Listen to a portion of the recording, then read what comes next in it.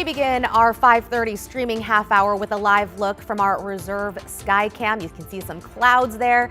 You know, we are in for a chilly night. And while you may have heard some people mention the word snow in the valley the past few days, we're not likely to see accumulations or impacts. Chief Meteorologist Matt Zaffino here now. Matt, sounds like this will ultimately be a bit of a close call. Yeah, it's one of those situations where you get some elevation, your odds of seeing snowflakes goes way up. It's just tough to get snow to the valley floor when we have onshore flow like this and don't have any super cold air mass in place, which we do not. The snow level has come down, but not low enough to make it a valley snow threat situation. So you may see some snowflakes mixed in with the rain showers, especially if we get some stronger showers that help to bring the cold air even lower. But sticking snow won't be happening on the valley floor. Even the top of the West Hill is unlikely to get meaningful or sticking or impactful snow. I think you'll need to get above 1,500 feet for that. But the rest of the week, it gets wet even as we warm up, and we'll get some sun breaks as we go into the weekend. So things will be changing. It's going to be an active week with the rain coming on in. Again, right now, there's a few showers over downtown, but not that many. And even up on the coast and the coast range, not that many yet. But we expect them to increase in the morning hours. And that's when we'll see the most active weather in terms of showers. Meanwhile, up in the Cascades, it's going to snow hard. We'll see 6 to 12 inches in the Oregon Cascades, about 5 to 8 inches in the Oregon Coast Range, above, again, about 1,500 to 2,000 feet, but much heavier snowfall in the Washington Cascades. I mean, look at this. There's blizzard warnings out from central Washington up to the Canadian borders. They get 2, maybe even 4 feet of snow, along with 40-mile-an-hour winds up there. So again, it's going to be a big difference between Washington and Oregon. Mount Hood, somewhere between about 14 and 18 inches of new snow this week. So we'll take it. We'll take as much as we can get. Christine? Yes, we will. Thank you, Matt.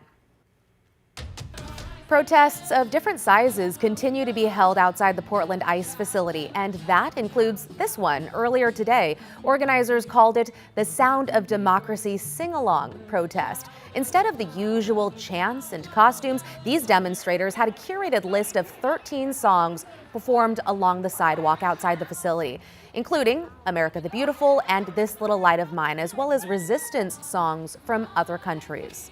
I just feel like song and voice can sort of break through the static of polarization and all of the things that divide us, because I think we can all be united that, like, killing people for their First Amendment rights and locking up children is something we can probably all agree is something we don't want our government to do. This is round 2 from a similar type of protest that was held in January, featuring a professional choir and band director alongside hundreds of others. Nearly 75% of Oregon families are struggling to pay their bills. That's according to the state treasurer, who says even though incomes are rising, families are having trouble paying for food and housing. This year's Oregon Financial Wellness Scorecard, which surveyed more than 1,700 Oregonians, says more than 50% are struggling to pay their bills. Most concerning to the Treasury, a quarter of those surveyed have used payday loans and other expensive non-bank credit to get by through the end of the month. We get it. We're not blaming anybody, but we are saying this is another sign that we have to help Oregonians build financial security. Oregon Treasurer Elizabeth Steiner says it's concerning that nearly half the people surveyed said they would not be able to afford a $500 emergency, like a blown tire. If you're replacing one, you actually have to replace all 4 these days, and that is not cheap. If you don't replace your tires when they're blown out, how do you get to work, right? You don't get to work, you don't get a paycheck. You don't get a paycheck, you can't pay the rent, and it kind of goes on from there. A domino effect. She says the good news is more Oregonians appear to be saving for retirement and taking financial education classes. If you want to take a quiz to test your own financial wellness, she recommends going to the website financiallyfitoregon.org. Meantime, women's advocates are rejoicing with the passage of a bill that protects the identities of tenants. This tenant confidentiality bill imposes penalties on landlords who disclose tenant information without their written consent. Jake Holter has that story. The bill had sweeping bipartisan support, and a women's services provider I spoke with says this is a win for safety for Oregon. There's been a lot of celebration since the passage. Melissa Earlbaum runs Clackamas Women's Services, which supports survivors of domestic and sexual violence, stalking, trafficking, and other crimes. We know how important it is for survivors when they finally are able to leave a violent situation and get into a safe and secure housing situation, that they're able to keep that. But Earlbaum says all too often, the woman's whereabouts get back to her abuser. It's actually fairly common, and I think it's because information is just shared in a matter of conversation. Again, maybe very well-meaning, but that can create a really high-risk situation for survivors. That information getting out can mean having to start the process of finding a safe place all over again. In our housing program, we hear this quite often, where victims' information is shared and the abuser shows up at their place of employment or shows up even sometimes at that housing unit itself. So this newly passed tenant confidentiality bill would fine the landlord or property owner an amount equal to twice the tenant's rent to be paid to the tenant. The property owner must have written consent to share the information. Exceptions include situations regarding legal or administrative proceedings, like a court order, background check, insurance claim, or maintenance services. They create clarity for landlords. It's already a best practice, and many property owners are already training their landlords, their maintenance folks, their front desk people on how best to protect tenant confidentiality and privacy. But this law makes it really clear what those standards are and how to abide by them. The bill now heads to Governor Tina Kotek's desk for signature. Back to you. The FDA is warning people in Oregon and Washington about a recall of oysters and clams that may be contaminated with norovirus. The shellfish were harvested in Washington between February 13th and March 3rd by the Drayton Harbor Oyster Company and Lumi Indian Business Council. They were then shipped to distributors in multiple states, including here in the Pacific Northwest. Norovirus can cause vomiting, diarrhea, and severe dehydration, with symptoms starting 12 to 48 hours after exposure. Restaurants that may have received the seafood are being told to throw it away, and anyone who gets sick should contact a healthcare provider. Women are now able to request female drivers on Uber. It's called Women Preferences. The option was first launched in a few pilot cities in August and expanded later in the year. Now Uber is rolling it out nationwide. Cities where Uber Teen accounts are available will also let those users and their guardians request female drivers. The spring break travel rush is getting into gear, but it's already off to a bad start, with flyers having to deal with long security lines due to the partial government shutdown. Here's NBC's Stephanie Gosk. This morning, as spring break travel ramps up, airports around the country looking to rebound from a buzzkill bottleneck. You are 3 hours early to the airport, and this is what you get. This massive line snaking through Louis Armstrong New Orleans International on Sunday, where people were backed up all the way to the parking garage. In Houston, Hobby International warning travelers wait times could exceed 3 hours, forcing some to change their travel plans. I have never seen the airport so crazy. I am just going to drive. Airports in Atlanta and Charlotte also seeing lines around an hour long. We already missed our flight, so now we got to try to figure out what's the next step. The Department of Homeland Security blaming some delays on the partial government shutdown, saying TSA agents are now set to face their first full missed paycheck, which could lead to crippling staffing shortages. TSA is going to do their very best to try and keep those lines moving. People should be prepared as this drags out for longer lines. It all comes as airlines are bracing for a record-breaking spring break travel season, with about 171 million people expected to fly, up 4% from last year. But with the Iran war causing oil costs to soar, jet fuel prices are rising. The price you pay for airfare may soon go sky high. And spring break road trippers will feel the pain at the pump, too. I don't even want to fill it up. Still, Americans are on the move, and beaches are bracing for the first wave of spring breakers, including Miami Beach, which went viral with this message in 2024. We're breaking up with you. Now the city is relaxing restrictions and rolling back curfews, but it has a clear message for bad breakers. Bottom line, if you're coming to enjoy Miami Beach responsibly, you're welcome here. If you're coming to break the rules, don't bother. That was NBC's Stephanie Gosk reporting. Okay, what does a platypus have in common with ducks, beavers, and the college football rivalry gone a little cold? Still ahead, how one entrepreneur is trying to keep the spirit of the game alive between Oregon and Oregon State. And as we go to break, we'll leave you with this view from our Rose City sky cam. Some gray clouds out there, but Matt's full forecast is coming up in just a few minutes, including some information about those chilly temperatures overnight and the chance of potential snowflakes. Stay with us.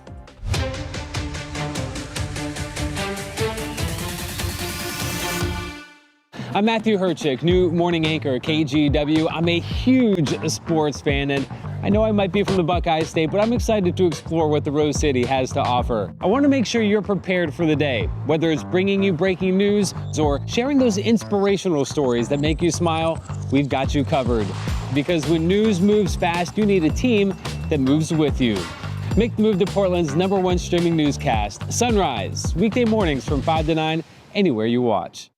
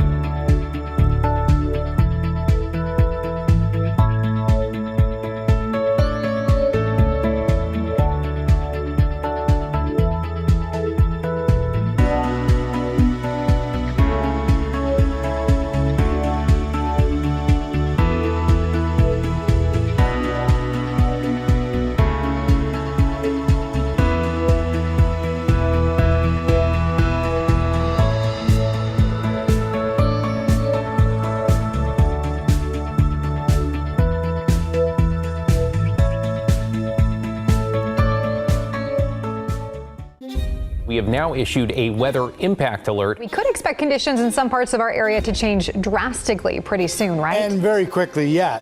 This is significant rainfall coming our way. You'll definitely want to be extra cautious. Certainly becoming increasingly hazardous. We've got the potential for some tree limbs or even trees or power lines to come down. Of course, when you hear thunder, it's always best to take cover. On Weather Impact Alert Days, stream extended coverage on KGW+.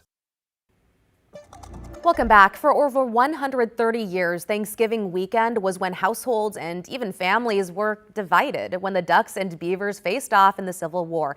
Now that rivalry isn't as heated as it once was. Joe Ranieri is here now to explain how one OSU alum is hoping to preserve that rivalry. Hey, Joe. Hey there, Christine. Well, that tradition has felt like anything but over the last couple of years. It all started falling apart when the Pac-12 fell apart and sent the Ducks to the Big Ten and left the Beavers in limbo. Now a former OSU grad has started a website called Honor the Rivalry that's dedicated to keeping that rivalry alive. It was one of the longest running rivalry games in college football, the Civil War. And like a relationship that falls apart, eventually so do the memories of what made it so great. The game kind of started to lose its luster when they moved it to September because, for me and my family and friends, it was always like part of our Thanksgiving weekend tradition. Now, Ryan Watland is making sure people don't forget about the long storied tradition that only separates the schools by about 45 minutes. We have this in T's as well. We have this in U size. Just a couple of weeks ago, Watland and his business partner, Brian Capel, launched a website called Honor the Rivalry. We wanted to start it because we wanted, we were talking to friends and family just as we keep getting the news on what's happening with this and nobody really knows. And we were just like, is there a way that we can kind of keep the spirit of the rivalry alive? Watland, who's a former apparel and design veteran with Nike, decided not to take sides but come up with something neutral.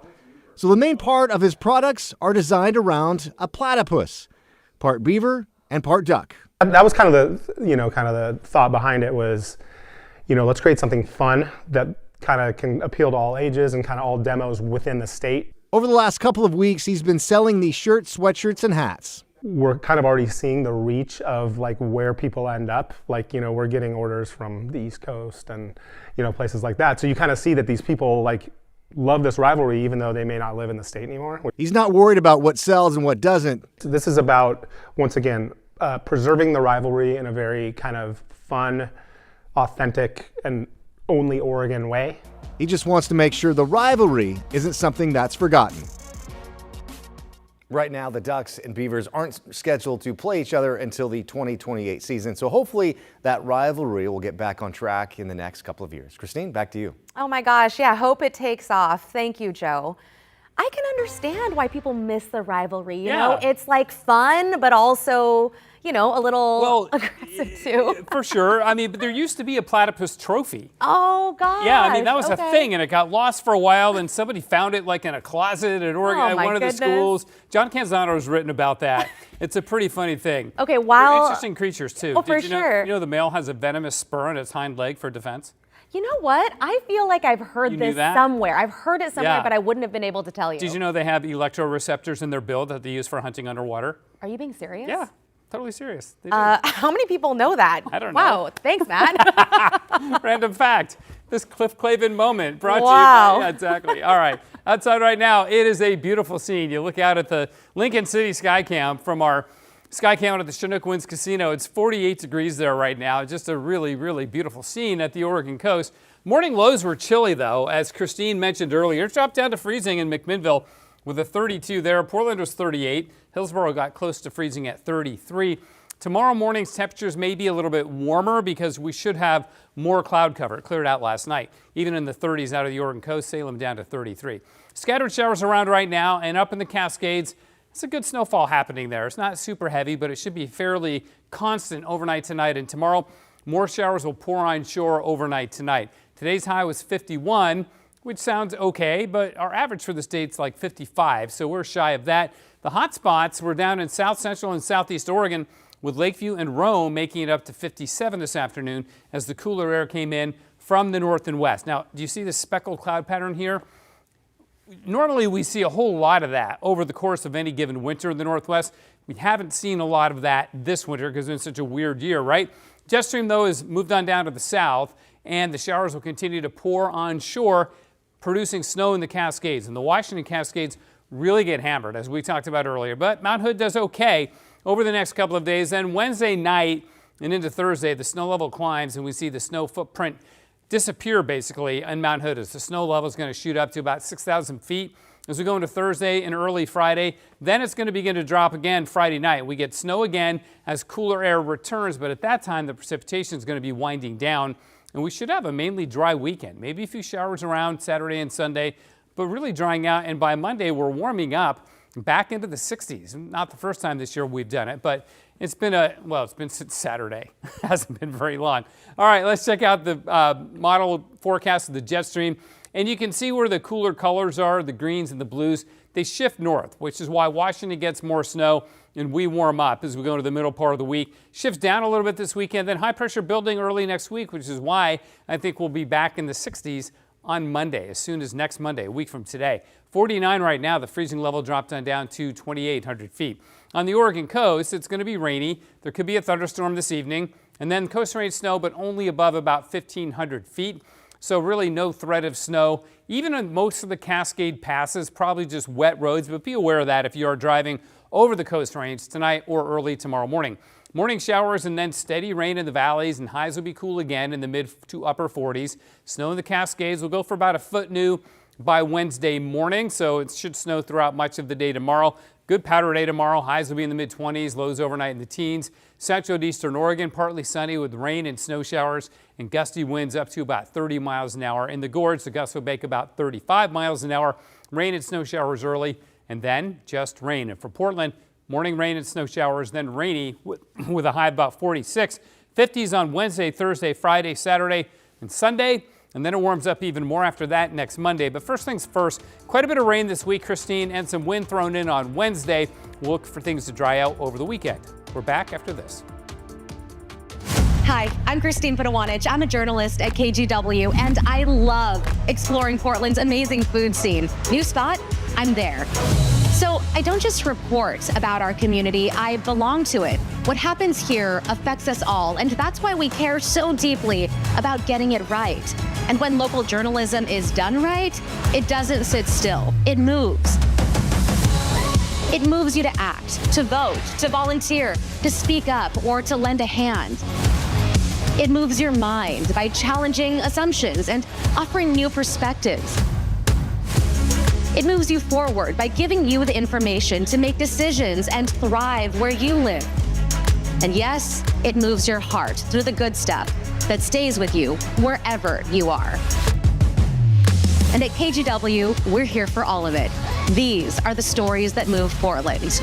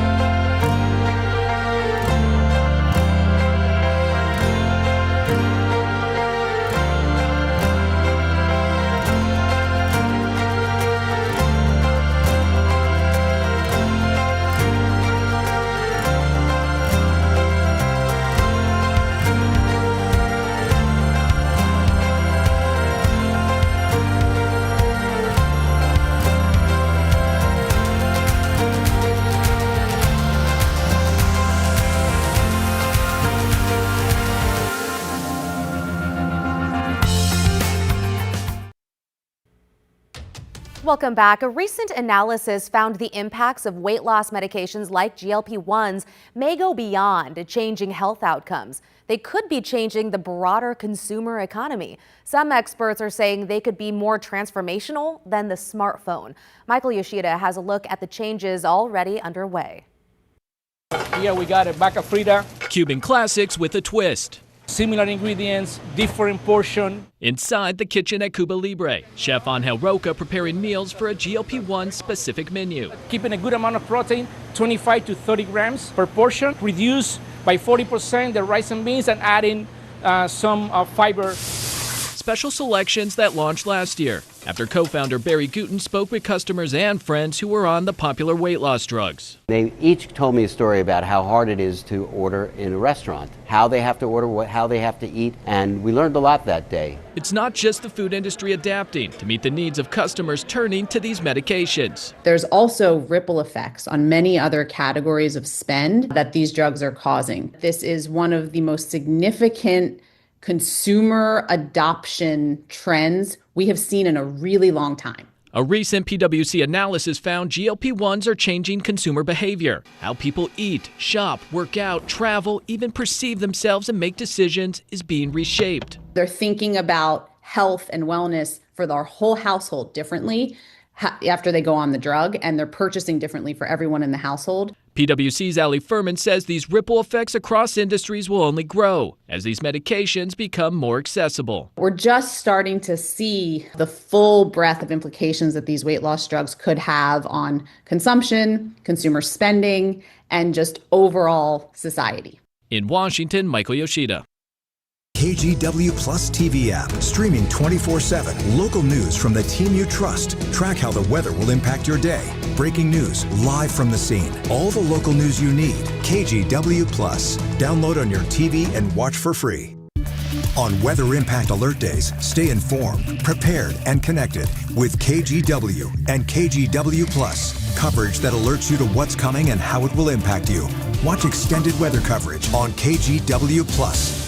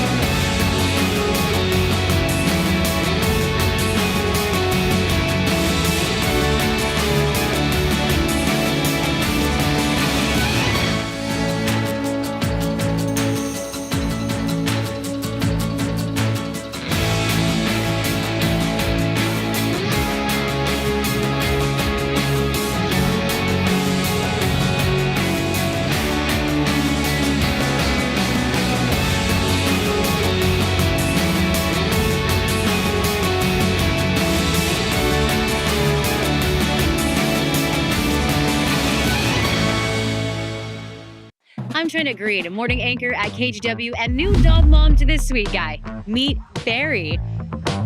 I love getting your mornings off to a great start, whether it's sharing stories of resilience and triumph in our community, or following breaking news from Beaverton to Gresham and everywhere in between. We've got you covered, because when news moves fast, you need a team that moves with you. Make the move to KGW Sunrise, weekday mornings from 5 to 9, anywhere you watch. Check out our final story here at 5:30. Thanks to virtual reality, veterans in nursing homes are getting to travel the world. Here's Carolyn Gussoff. The walls of a nursing home suddenly feel a lot less confining. Nice. For Air Force veteran Bill Bornhoft, from his wheelchair in a facility he hasn't left in more than 2 years, he's skydiving. It takes me instantly to a different world, an enjoyable world. Right there, right there. Army veteran Naomi Sawyer is under the sea with sharks. It was so realistic. It takes you away from what you're thinking about. If you have something heavy on your mind. And Vietnam veteran Gene Faber is on the lanes 25 years after his last bowling alley visit. Oh! It's virtual reality specially designed for older adults, created by Mind Immersive. Long Island State Veterans Home at Stony Brook University was first in the nation to use it in its therapy, and now first with this more interactive and realistic upgrade. What we like to say is, where do you want to go today?